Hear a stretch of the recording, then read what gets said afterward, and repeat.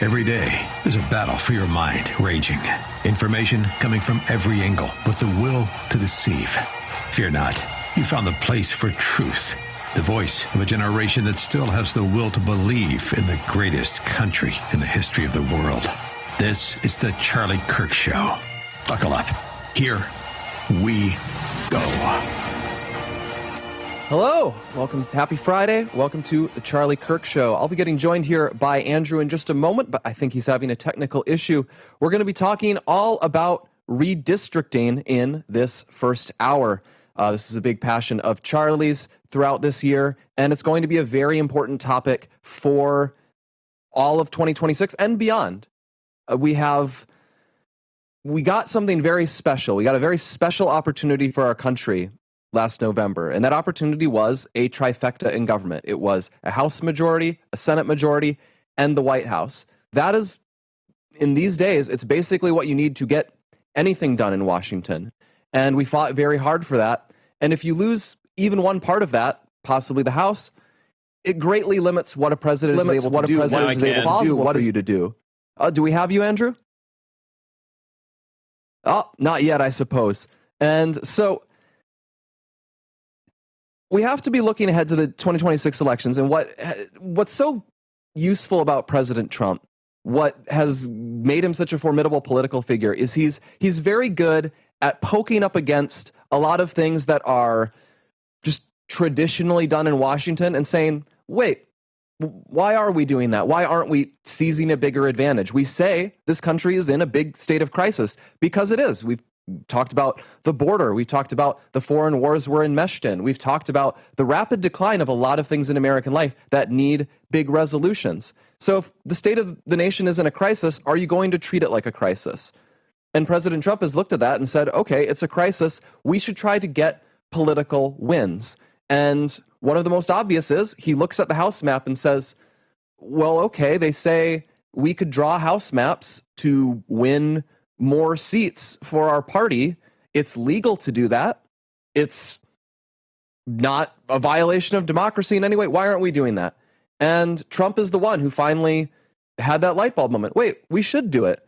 And so throughout this year, we've seen campaigning in red states around the country, in Texas, in Florida, and we're going to be covering Indiana in just a moment here, where we look at a map and say, well, okay, if we were to move these districts around, instead of having 60% of House seats, we could have 65, 70, 75% of the House seats in this state.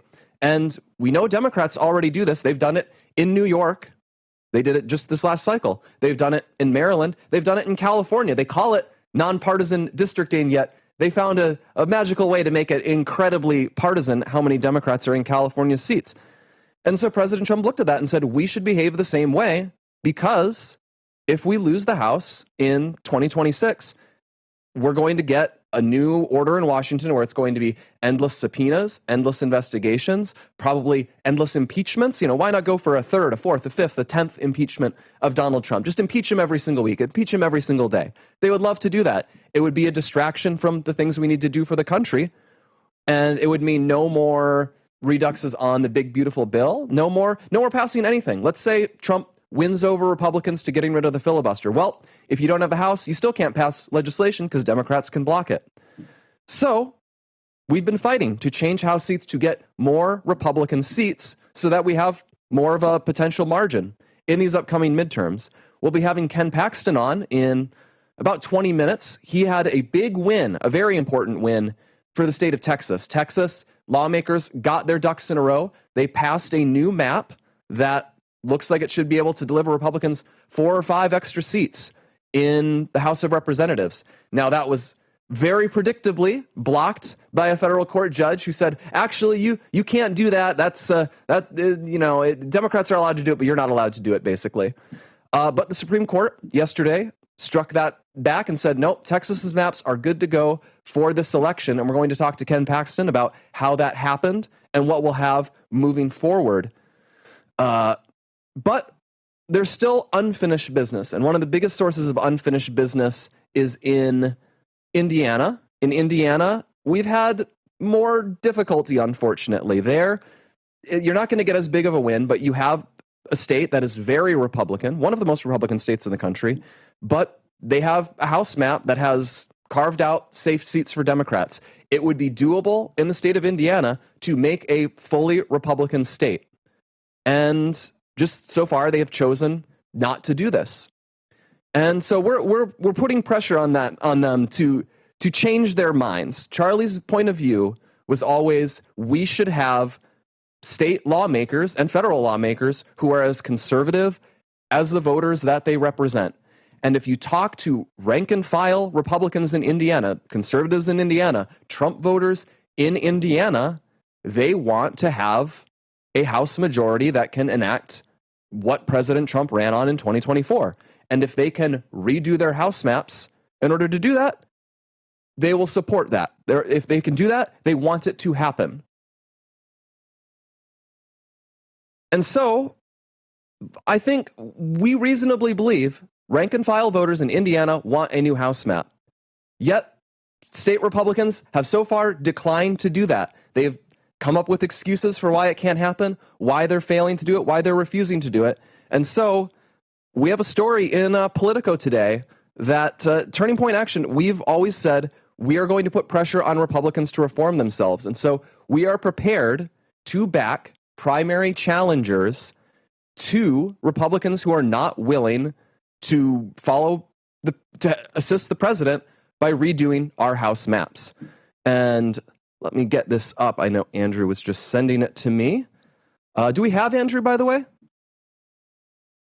Still no. Ah, man. I'm here. We have him. Oh, we got him. I'm Andrew, here. Welcome from Mar-a-Lago. Andrew, Yes. I was just telling them about this Politico story that we're taking action in Indiana. Yes, we are. It's a huge deal. We have a big rally today. I hope we've thrown up the graphic. And sorry about technical difficulties, folks. Complicated business, as they say. We also have the rally, if you can get the rally graphic, guys. Sorry, we've been scrambling to get the audio fixed over on our side. So that's happening right now. Turning Point Action is at the Capitol in Indiana. And Blake, this is one of these dynamics that is really, I think, you're going to see it shift. Yeah, we still have to keep a focus on, the swing states. That's what you got to do to win a national election. But what I have observed, what Charlie knew, was that the fact that we had spent so much time in swing states, that sometimes these solid red, predictably red states have not gotten enough attention, especially nationally. And what happens when you see that dynamic play out is that the voting public, the grassroots, the base, begins to sometimes get out of alignment with their elected people, right? You have incumbent political machines. You have incumbent elected leaders that just sort of stay entrenched. And so you get this Bush-era, early 2000s conservatism in a MAGA world where Trump is the president and there's a misalignment. And so when President Trump says, hey, let's get these maps so that we're more competitive in 2026, you see senators in the state of Indiana that are standing in the way. And so this is a rally to say, listen, the base is on board. The grassroots is on board. The president's on board. Many organizations, C4s, PACs across the board are on board to get this done. We see the importance, and you mentioned, your audio was cutting in and out for me, but I heard you mention Texas, and we're going to have Ken Paxton on with a huge win on the Texas redistricting maps.